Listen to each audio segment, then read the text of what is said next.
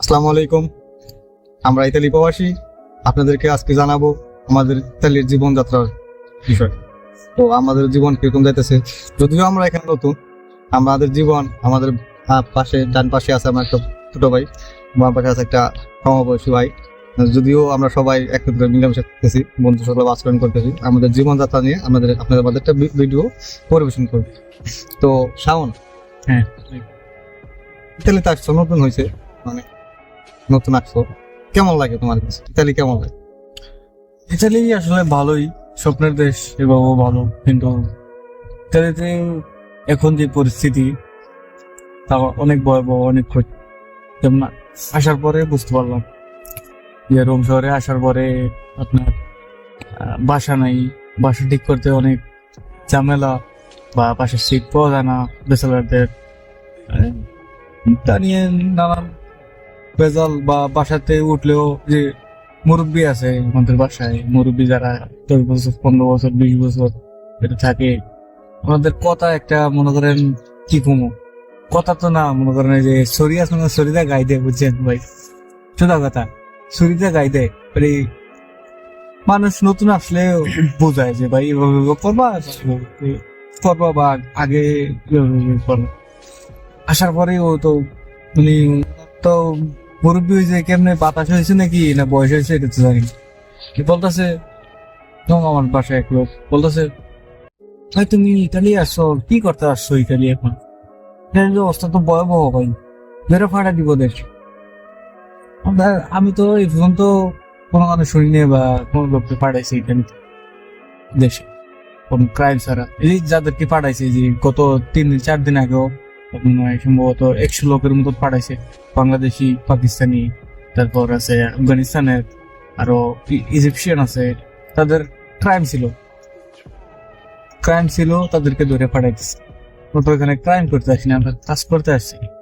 যেমন কাজের ব্যাপারটা, যে আমি আজকে 3 সপ্তাহ ইটালিতে, কাজ এখনো ঠিক হয়নি। তবে আমরা যেই সময়টাতে আসছি, এখন ঠান্ডা, ডিসেম্বর জানুয়ারি ফেব্রুয়ারি, এই 3 মাস কাজের টোকা বেশি থাকে না। তারপরও আল্লাহ ভরসা, আল্লাহ ভালো জানে কি আছে কপালে, রিজিকের মালিক আল্লাহ, ওটি বলার আর কিছু, বেশি কিছু বলার নেই ভাই। তো আমাদের এই পাশে আসে ভাই, তো ওনার মুখ থেকে আমরা কিছু শুনি, পরে বিস্তারিত আমি বলবো যে মানুষ কেন আপনাদের সাথে এরকম দুরাচরণ বা দুর্ব্যবহার, মানুষ কেন ভয় দেখায়, এই বিষয়ে আমি কিছু বলবো। এখন আপনি বলুন।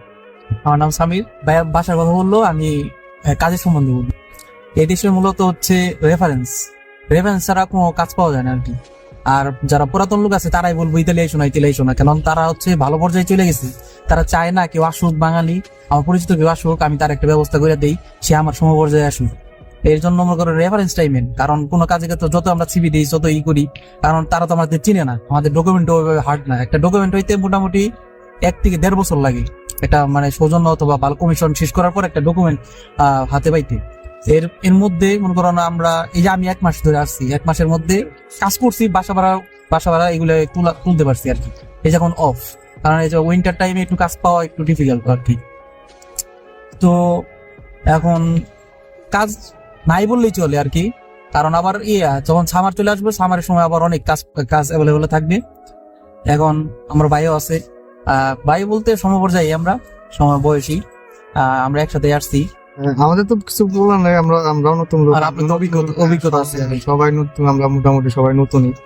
তো একটা কিছু বিষয় বলতে চাই যে এখানে যারা পুরান বাঙালি ভাই, বড় ভাই, যারা গার্জেনের মতো আছেন, তারা অনেকদিন ধরে থাকেন এই দেশে, অনেক ডকুমেন্টস আপনারা পাইছেন। আশা করি নতুন যারা আসবে তাদেরকে আপনারা সাপোর্ট দিবেন। সাপোর্ট না দিলে অন্তত বিভ্রান্তি করবেন না যে এটা করবেন, এটা করবেন।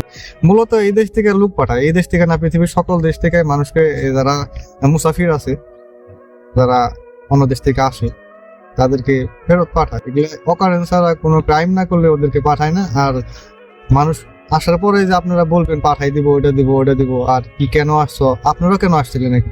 আপনারা আজকে প্রতিষ্ঠিত হয়েছেন, আমরা আশা করি আল্লাহর কাছে এতটুকু প্রার্থনা করি যে আমরা ইনশাআল্লাহ ভালো কিছু করতে পারি।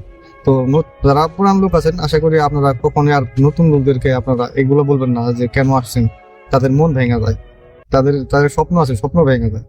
আর পারলে সাহায্য করবেন, না পারলে চুপ করে থাকবেন। আর আপনাদের অনেক বড় ভাইদের সাথে পরিচয় হয়েছে, দেখছি তারা মোটামুটি অনেক ভালো, তারা সাপোর্ট দিছে, তারা অনেক কিছু করে দিছে, করতেছে এখনো, আর সামনেও করবো আশাতে। আর কিছু কিছু টাইপের মুরব্বী আছে যাদের বয়স অনেক বেশি কিন্তু ওনাদের মেন্টালিটি হাঁটুন নিছে। ইয়ং জেনারেশন যেরকম যেটা চিন্তা করে এরা এরকম চিন্তা করে, এরা উল্টা চিন্তা করে। একটা কথা বললে মনে করে যে পালাই না কথা, দামই দিতেছে না বা হেল্প করতেছে না, ও কোনো পরামর্শ দিতেছে না। আর দরকার নাই পরামর্শ, কারো পরামর্শ দরকার না। তবে মুরব্বীদের এতটুকু বলতে চাই যে আপনারা বিভ্রান্তিমূলক কোনো কথা বলবেন না, কারণ আমরা নতুন লোক আছে, আমরা ভিতরে ভিতরে ভয় পাই। আশা করি আমার ভিডিওটা বুঝতে পারছেন আর আমার কথাগুলো বুঝতে পারছেন। আর ভিডিওটা সামনে গেলে যদি মুরব্বী মানুষকে দেখে থাকেন তাহলে ক্ষমা পাবেন, আপনাদের এরকম